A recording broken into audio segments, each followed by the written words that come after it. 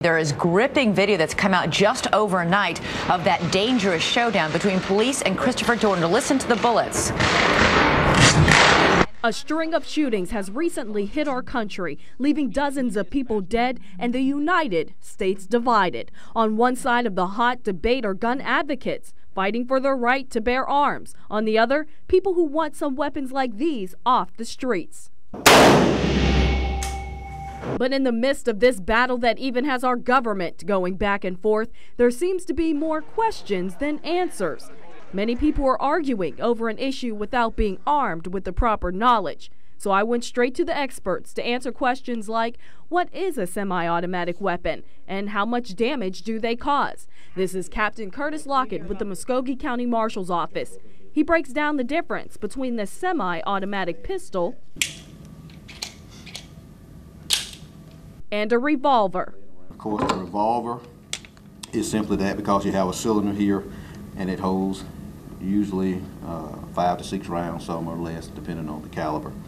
And you load your ammunition into the cylinder, close the cylinder. But the guns causing the most controversy are rifles. This gun that you see here is an AR-15. It's one of the most common semi-automatic rifles, and it could be banned in several states all across the country. So I decided to test out an AR-15. John McMullen at Shooters explains to me this is the same style of weapon and bullets used in recent mass shootings, like the Colorado movie theater massacre. Because this is a semi-automatic rifle, a bullet loads automatically and is ready to fire. But you have to pull the trigger each time you want a bullet to release. McMullen says people confuse this weapon with an automatic weapon or machine gun. An automatic, a machine gun, one pull of the trigger results in multiple bullets going downrange.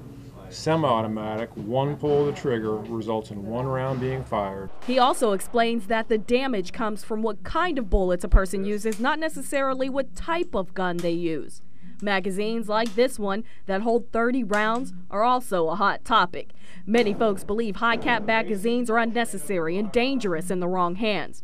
McMullen points out it only takes a short time to change a magazine. They can talk about high-cap magazines all they want. A magazine change for someone who's ever done it before takes 1 to 2 seconds. There's a war over words as well. McMullen says the term assault rifle is not an accurate description of semi-automatic weapons, although the term is used often.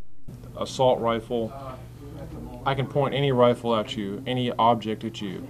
It can be a single-shot shotgun. The moment I point it at you, it's an assault rifle. Others, like Charlene Mitchell, don't care what the guns are called. She just believes they kill. I never like guns. In fact, I hate guns. I feel that people who own guns, sometimes anyone in a bit of anger could do something they're going to regret for the rest of their life. I just never like to see them, like to be around them. She understands using them for hunting. If we was Jet Clampett and needed a rabbit, sure, but for anything else, why? But she believes sometimes just having a gun can lead to violence. Even when I see people on the street that have the right to bear them, I just shudder because I feel like that person has a gun.